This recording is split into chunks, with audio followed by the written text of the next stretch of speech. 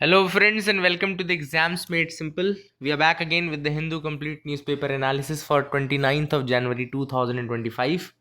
29 जनवरी 2025 का the Hindu newspaper analysis देखेंगे। स्टार्ट करने से पहले those who have not prepared their current affairs enough for UPSC 2025 they can join us our current affairs series for the year and the links are given in the description comment section below. You can download the app TEMS IS from Play Store, App Store, and you can join it from there. Start करते हैं सबसे पहले front page की खबर के साथ, China's deep seek. Now this is very important news. अभी AI का ज़माना चल रहा है, आप सबको पता है, artificial intelligence taking place, and open AI chat GPT बना चुका है, माइक्रोसॉफ्ट को पायलट बना चुका है, गूगल इसमें जेमिनी बना चुका है। तो अलग अलग प्लेयर्स ने अपने अलग अलग प्लेटफॉर्म्स बना रखे हैं। Now China has made a very important tool for artificial intelligence, और ये कहलाएगा DeepSeek. Now this the name is DeepSeek and it has created a buzz in the global tech circles, जहाँ पे cutting edge AI model का use किया गया है। And China ने ऐसा क्लेम भी किया है कि it is much better than those who are in the industry right now. मतलब जो प्रेजेंटली अभी इंडस्ट्री में है एआई मॉडल्स, उन सबसे बेटर है डीप सीक नाम से। तो I hope you people will enjoy it, and एक अच्छी चीज़ है, आप ट्राई करके देख सकते हैं। जैसे आपको यहाँ फोटोग्राफ दिख रही होगी, high I am deep seek now, you can.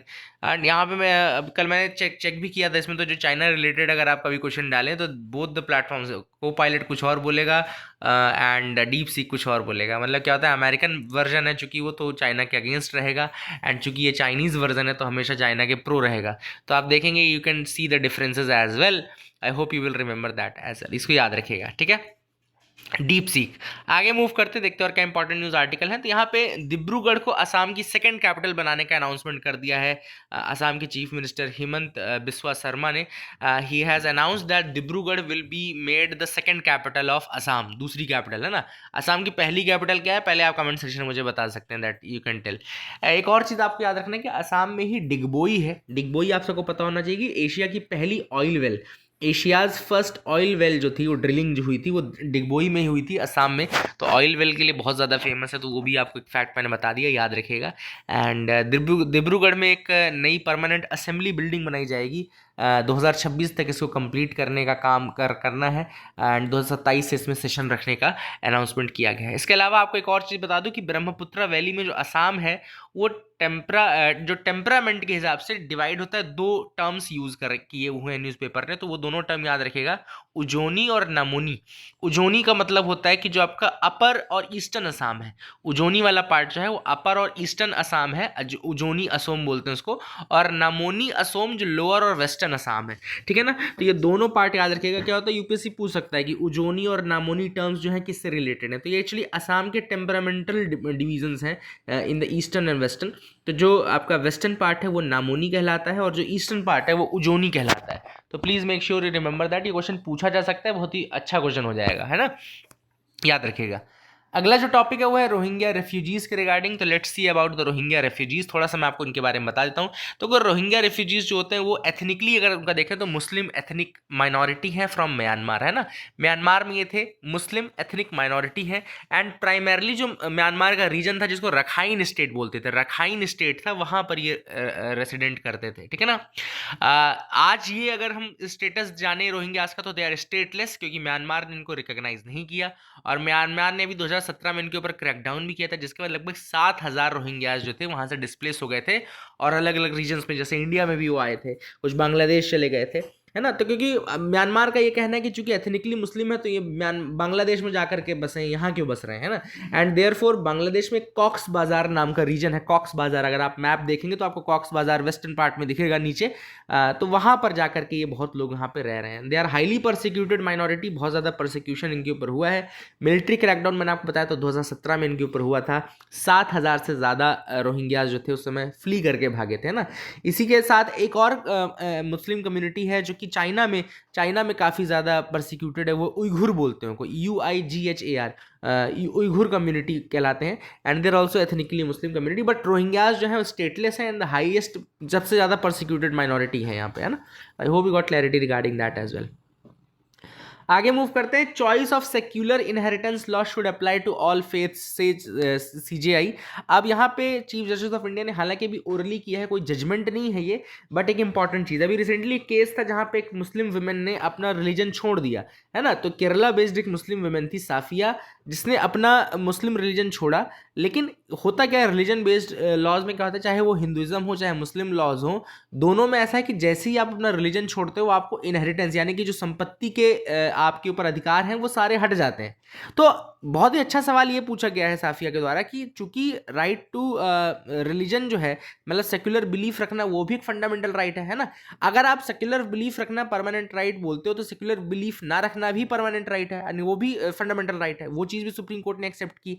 तो उन्होंने कहा कि जब मैं अपने एक फंडामेंटल राइट का मतलब उसी को फॉलो कर रही हूँ, तो मेरे साथ दूसरे राइट्स कैसे मेरे ऊपर से हट जा रहे हैं। तो that question has been asked by women कि मैं अगर कोई फिलॉसफी नहीं मानती हूँ, सपोज मैं अपने रिलीजन को नहीं मानती हूँ, तो फिर क्यों मुझे इनहेरिटेंस के लॉ से निकाला जाता है। Same goes with Hinduism also. Hindu succession law जब आप पढ़ेंगे तो भी यही है कि अगर आप हिंदुइज्म को छोड़ते हैं तो आपको प्रॉपर्टी के अधिकार आपसे हट जाते हैं। तो वो क्यों हो रहा है, जबकि आपने बोला कि right to profess any particular religion और not is a fundamental right. भाई ये तो सेक्युलर कंट्री है। तो इसलिए उन्होंने कहा कि I should be able to inherit property even after relinquishing my religion.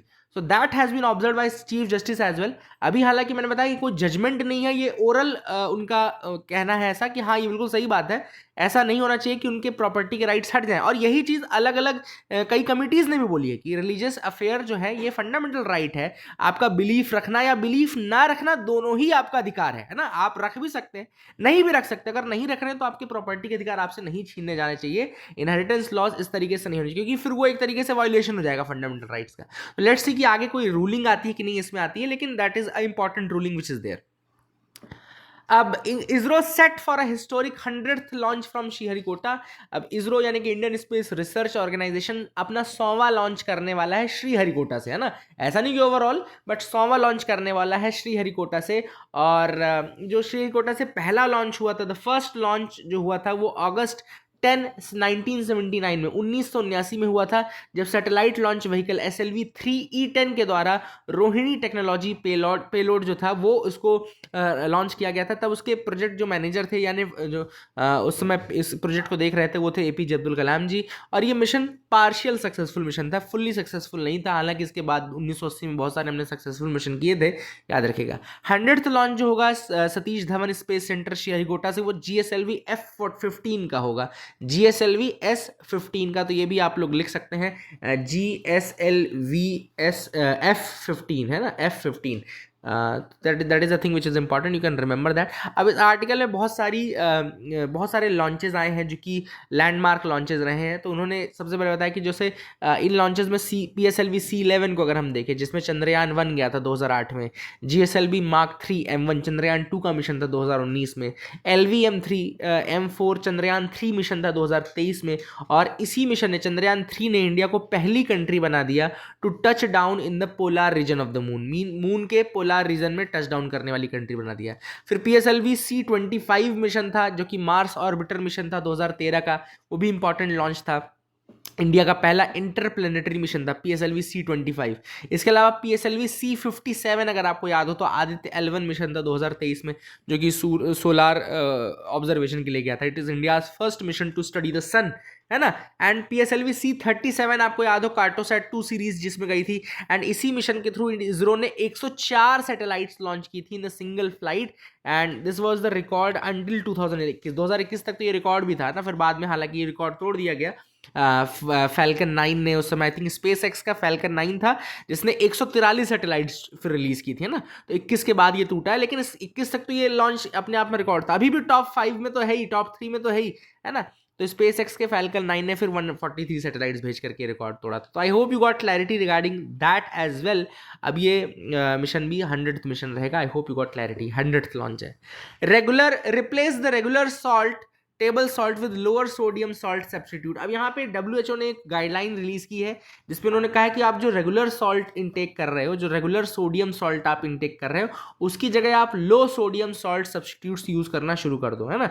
Now the WHO has recommended that कि क्या होता है कि जो आपका नमक होता है, सॉल्ट, सोडियम होता है, सॉरी, स्पेशली सोडियम पार्ट जो होता है, it moves with the water. जहाँ जहाँ नमक रहेगा वहाँ वहाँ पानी रहेगा। तो क्या होता है, जब ये नमक आपकी वेसल्स के पास जाता है तो वहाँ भी पानी भरने शुरू होता है, एंड इस कारण से ब्लड प्रेशर इंक्रीजेस। तो नमक के एक्सेसिव यूज से जो ब्लड प्रेशर है वो काफ़ी ज़्यादा बढ़ता है, एंड इसी कारण से नमक का यूज़ कम करना चाहिए, स्पेशली नमक का नहीं, सोडियम का यूज़ कम करना चाहिए, है ना। तो वहाँ पे आप वही चीज़ ऑथर ने यहाँ कही कि लोअर सोडियम सॉल्ट सब्सटीट्यूट्स जिसमें पोटेशियम होता है वो आप लेना शुरू कर दो, है ना। एंड हालांकि ये रिकमेंडेशन एडल्ट्स के लिए है जिसमें प्रेग्नेंट वुमेन या चिल्ड्रन एक्सक्लूडेड है, and it also excludes individuals with kidney impairments, है ना, जो जिनको किडनी प्रॉब्लम है वो भी एक्सक्लूडेड है, ठीक है। तो that is a thing which is important. And ये जैसा मैंने बताया कि salt forces the body to retain water, salt force करता है बॉडी को कि रिटेन करे वाटर को। So eating too much salt means more water in the blood vessels, ज़्यादा पानी रहेगा ब्लड वेसल्स में और ब्लड प्रेशर बढ़ जाएगा। वहीं पर reducing salt consumption therefore reduces the load on the system, आपके सिस्टम पे लोड कम पड़ेगा। तो I hope you got clarity regarding that as well, समझ में आ गया होगा। New study decodes when the Nicobarese people came to the island. अब यहाँ पे एक नई स्टडी हुई है निकोबारीज के ऊपर। अब आप सबको पता है कि अंडमान एंड निकोबार आइलैंड में अलग अलग पीवीटीजीज यानी कि प्रिमिटिव जो आपका प्रिमिटिव ट्राइबल ग्रुप्स हैं वो रहते हैं काफ़ी ज़्यादा।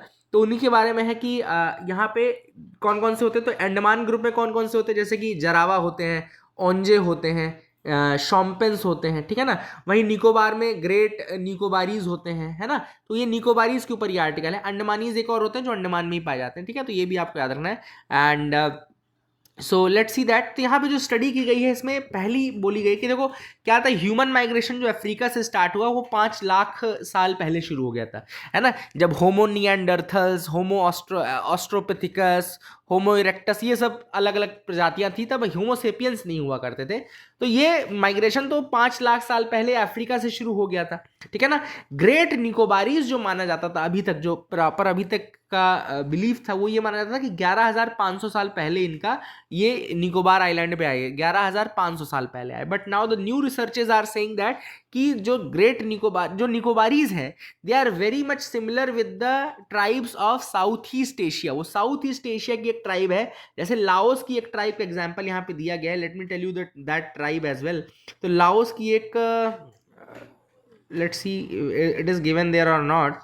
हाँ, लाओस की एक ट्राइब है हतीन माल कम्युनिटी। हतीन माल कम्युनिटी जो है लाओस थाईलैंड रीजन में रहती है। तो इनके साथ बहुत ज़्यादा सिमिलैरिटी है। इनका ये कहना कि ये जो ट्राइब्स जो थी ये 5,000 साल पहले हैं। तो now this belief has been change now, कि जो निकोबारीज थे, it was believed that they were living there since 11,500 years ago, but now the belief has changed and now it is estimated that the Nicobarese came and inhabited the island during some 5,000 years before today, है ना। I hope you got clarity regarding that as well.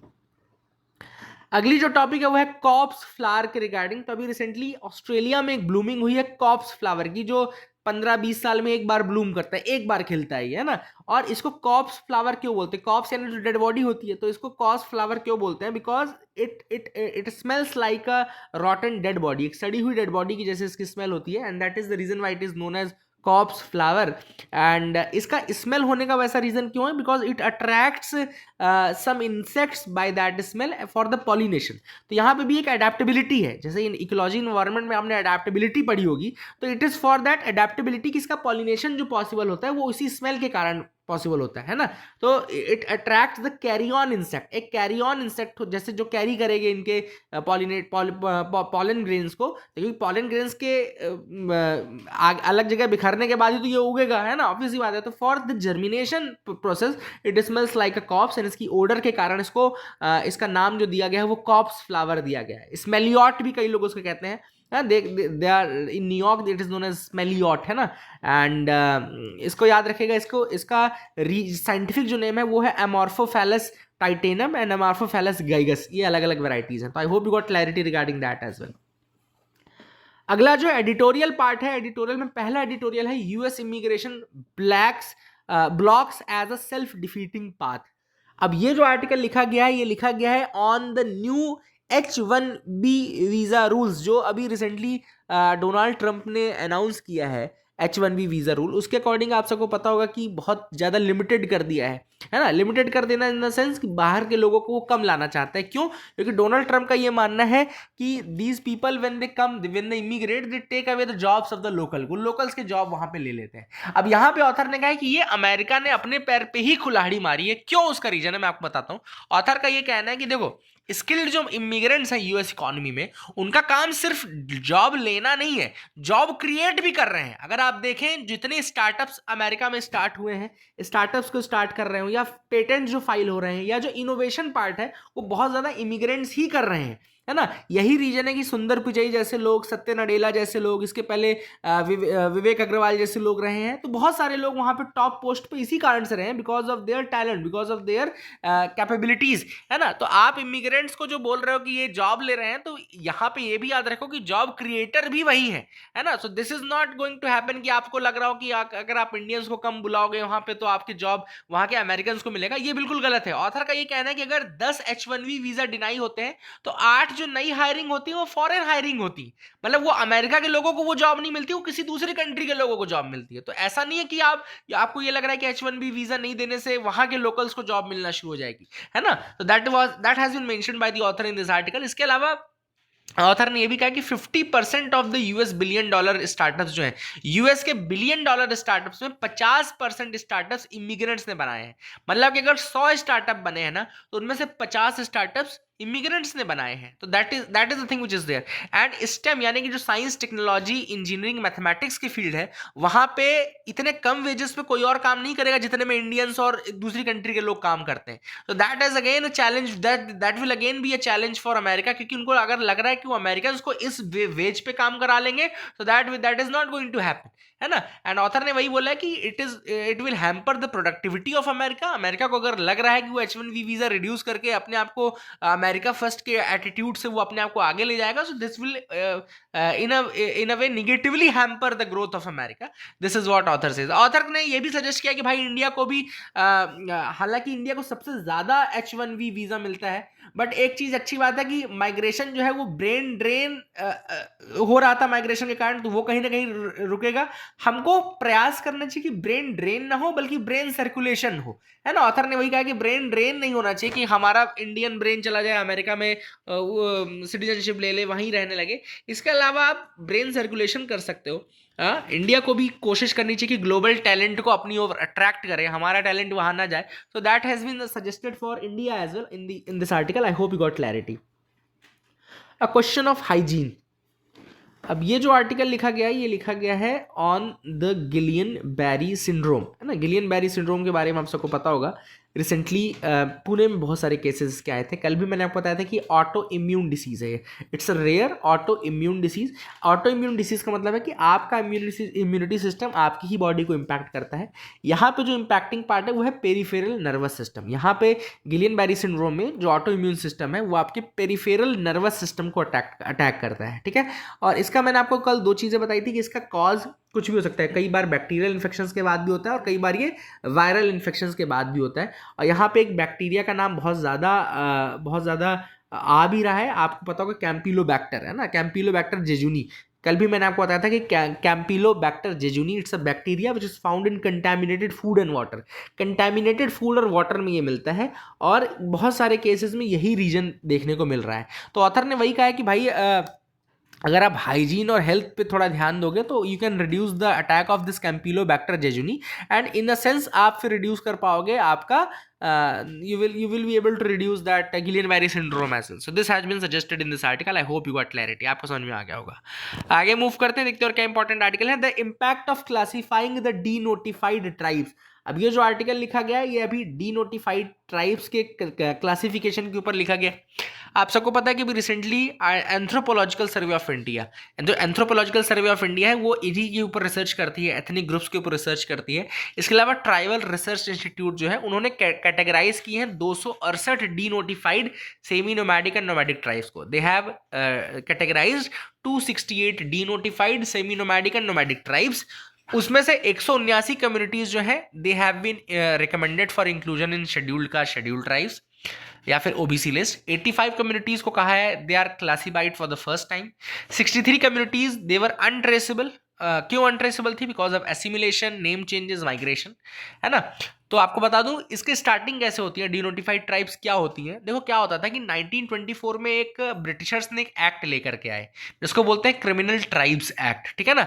अब क्या हुआ, Britishers ने इस act को क्यों लाया था, क्योंकि कई कम्युनिटीज ऐसी थी जो ब्रिटिशर्स के अगेंस्ट विद्रोह कर रही थी। अब वो ब्रिटिशर्स के खिलाफ जब विद्रोह कर रही थी तो ब्रिटिशर्स ने उनको क्रिमिनल ट्राइब्स घोषित कर दिया। They categorized those tribes as criminal tribes act, है ना। अब ऑब्वियस सी बात है, जब आजादी मिल गई 1947 में, तो इंडियन गवर्नमेंट आएगी और उसको ये तो पता है ना कि ये कम्युनिटीज क्रिमिनल ट्राइब्स क्यों है, क्योंकि ये ब्रिटिशर्स के कारण क्रिमिनल है, ब्रिटिशर्स ने उनको क्रिमिनल घोषित किया है। तो फिर उनको उस क्लासिफिकेशन से डी नोटिफाई किया गया है, मतलब कि अब उनके ऊपर जो क्रिमिनल शब्द था वो हटा दिया गया। तो इसीलिए इनको डी नोटिफाइड ट्राइब्स बोला जाता है कि पहले ये नोटिफाइड थे as criminals, but in 1949 they were denotified, ठीक है। इसके बाद अलग अलग कमीशंस बनी जिन्होंने इनको क्लासिफाई करने की कोशिश की, जिसमें काका कालेलकर कमेटी बहुत ज्यादा इंपॉर्टेंट है, 1953 में बनी थी।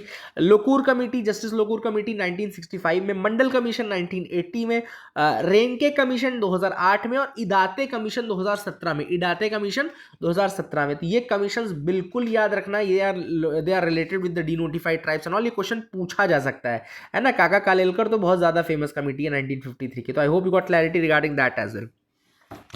एंड इदाते कमीशन जो इसने 1200 notified, denotified, semi nomadic and nomadic tribes को क्लासिफाई किया था, ये भी आपको याद रखना है।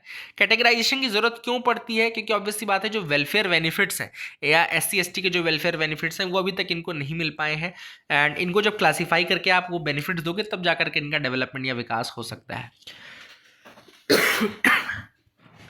I hope you got clarity regarding that as well. अगला जो है, is Trump's order on birthright citizenship constitutional.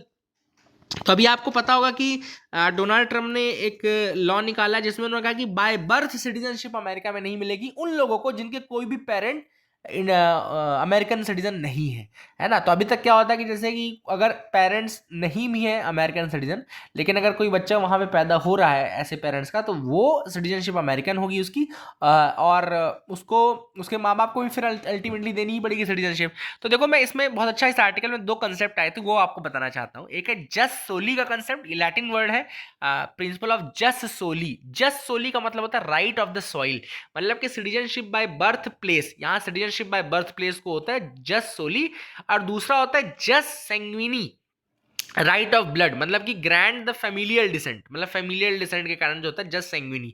तो जस सोली मतलब राइट ऑफ द सॉइल, मतलब जहां पे जन्म हो रहा है, बर्थ प्लेस, उसके हिसाब से सिटीजनशिप जस सोली।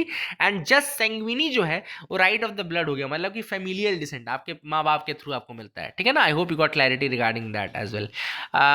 The jus soli principle was reinforced in United States versus Wong Kim Ark 1898। तो जो बाय बर्थ वाला प्रिंसिपल है वो जस सोली का प्रिंसिपल कि बाय बर्थ प्लेस है ना, वो United states versus Wong Kim arc का जो केस था, जिसमें 2 चाइनीज पेरेंट थे लेकिन बच्चा चूंकि अमेरिका में हुआ तो फिर उसको US सिटीजनशिप दी गई थी, उस केस में इसको एक्सेप्ट किया गया था। अब जो ट्रम्प का ऑर्डर है वो तो इसके अगेंस्ट चला जाता है, ट्रम्प ने कह दिया भाई कि आपको मिलेगी ही नहीं। तो लेट्स सी कि इसका क्या होता है फाइनली, जब जुडिशियल रिव्यू होता है तो उसके बाद क्या होगा, that we have to see. As of now अभी तो उसने ऐसा कह दिया कि नाउ इट इज अनकॉन्स्टिट्यूशनल, ठीक है ना। तो I hope you got clarity regarding that. आगे देखते हैं union budget understanding and formulation. तो चूंकि बजट अनाउंस होने वाला है तो यहाँ पे आर्टिकल में ऑथर ने बताया कि बजट के क्या क्या अलग अलग हिस्से हैं, वो मैं आपको बता देता हूँ। देखो, बजट के कंपोनेंट 3 मेजर कंपोनेंट है, एक होता है एक्सपेंडिचर, एक होता है रिसीट और एक होता है डेफिसिट इंडिकेटर। तो एक एक्सपेंडिचर जो पार्ट जो होता है उसमें एक्सपेंडिचर के अलग अलग क्लासिफिकेशन होते हैं, जैसे कि एसेट इंपैक्ट के ऊपर कि क्या एसेट फॉर्मेशन हो रहा है कि नहीं। तो एक होता है कैपिटल एक्सपेंडिचर जिसमें एसेट फॉर्मेशन हो रहा होता है, और एक रेवेन्यू एक्सपेंडिचर होता है जिसमें एसेट नहीं बन रहा होता है, बस आपकी लायबिलिटी घट रही होती है, ठीक है ना। जैसे कि एसेट बन रहा है मतलब कि आपने कोई इंफ्रास्ट्रक्चर प्रोजेक्ट बना दिया, आपने कोई डैम बना दिया, कोई स्कूल बना दिया, कोई हॉस्पिटल बना दिया, तो एक तरीके से आपने एसेट क्रिएट किया ना, फिजिकल एसेट ही है भले लेकिन आपने क्रिएट किया, तो ये कैपिटल एक्सपेंडिचर का हिस्सा हो गया। और अगर एसेट नहीं बन रहा है, केवल लायबिलिटी घट रही है, जैसे कि सैलरी दे रहे हैं, सब्सिडी दे रहे हैं, इंटरेस्ट पेमेंट हो रहा है, तो ये रेवेन्यू एक्सपेंडिचर का हिस्सा है। क्लियर। फिर क्लासिफिकेशन सेक्टर के बेसिस पे भी होता है। जनरल सर्विस क्लासिफिकेशन जो होता है, जनरल सर्विसेज में जो एक्सपेंडिचर होता है वो डिफेंस, लॉ इन्फोर्समेंट, गवर्नेंस होता है। इकोनॉमिक सर्विसेज मतलब कि transport, rural development, agriculture, industry में कर रहे हो। सोशल सर्विसेज यानी कि हेल्थ, एजुकेशन, वेलफेयर में कर रहे हो। और ग्रांट इन एड यानी कि आपने किसी को फाइनेंशियल एड दे दी, सपोर्ट दे दिया, तो वो आपका फाइनेंशियल एड में। अब जो डेवलपमेंट एक्सपेंडिचर माना जाता है वो economic services plus social services होता है। Economic services plus social service आपका डेवलपमेंटल एक्सपेंडिचर माना जाता है। तो ये भी बहुत अच्छा टर्म था, याद रखेगा। फिर अब रिसीट में आते हैं तो रिसीट में दो पार्ट होता है, एक होता है रेवेन्यू रिसीट, दूसरा होता है कैपिटल रिसीट। तो रेवेन्यू रिसीट का मतलब है टैक्स रेवेन्यू, एक तो जैसे कि इनकम टैक्स हो गया, कॉर्पोरेट टैक्स हो गया जो डायरेक्ट टैक्सेस में आते हैं, जीएसटी, कस्टम एक्साइज, ये इनडायरेक्ट टैक्सेस में आते हैं, ये टैक्स रेवेन्यू हो गया। नॉन टैक्स रेवेन्यू भी होता है, जैसे मान लो एग्जामिनेशन हो रहा है, उसकी फीस आ रही है, डिविडेंड मिल रहा है कम गवर्नमेंट को, फाइन लगा रहा है गवर्नमेंट, तो ये नॉन टैक्सेबल रेवेन्यू है ना, तो ये नॉन टैक्स रेवेन्यू में आता है। फिर कैपिटल रिसीट जो होती है उसमें दो तरीके की होती है, एक होती है डेट क्रिएटिंग कैपिटल रिसीट और दूसरी होती है non debt creating capital receipt. तो जो डेट क्रिएटिंग कैपिटल रिसीट है, मतलब कि आपका डेट बन रहा है, आपने किसी से बोरो कर लिया, पैसा ले लिया, तो उससे डेट बनेगा। नॉन डेट मतलब कि आपने डिसइन्वेस्टमेंट कर लिया, जैसे एलआईसी के पास, एलआईसी में आपके 80% शेयर थे, आपने 30% बेच दिया, 50% बचेगा, लेकिन आपने किसी से डेट नहीं लिया, आपने अपने बस शेयर घटा दिया, तो नॉन डेट रिसीट हो गई, ठीक है, पैसा तो मिला आपको। फिर अब डेफिसिट इंडिकेटर्स होते हैं कुछ। डेफिसिट इंडिकेटर में मोस्ट इंपॉर्टेंट है फिस्कल डेफिसिट। फिस्कल डेफिसिट का मतलब है total expenditure minus revenue receipt plus non debt capital receipt. ये फॉर्मूला याद रख लो। फिस्कल डेफिसिट का मतलब होता है total expenditure minus revenue receipt और आपका non debt capital receipt bracket में प्लस है, मतलब कि ओवरऑल माइनस ही हो रहा है, तो minus revenue receipt minus non debt capital receipt, आप ब्रैकेट खोल दो। प्राइमरी डेफिसिट आपका होता है fiscal deficit minus interest payment, है ना, fiscal deficit minus interest payment आपका प्राइमरी डेफिसिट होता है। और रेवेन्यू डेफिसिट होता है fiscal deficit minus capital expenditure. मैंने आपको सब बता दिया, ये सारे टर्म्स बता दिया, आई hope you will remember that. आगे देखते हैं और क्या इंपॉर्टेंट टॉपिक्स हैं, तो you can move ahead with me.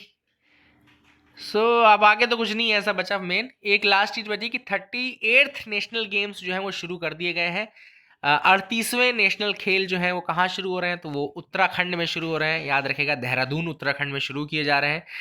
And कोशिश ये रहेगी कि 2036 का ओलंपिक्स भी इंडिया में हो, ऐसा प्राइम मिनिस्टर का कहना है। इसके पहले जो नेशनल गेम्स थे 2023 का वो गोवा में हुआ था और 2022 का गुजरात में हुआ था। तो please make sure you remember all these facts regarding sports as well. That is it for the day. Keep loving us, keep sharing us. Thank you, have a nice day.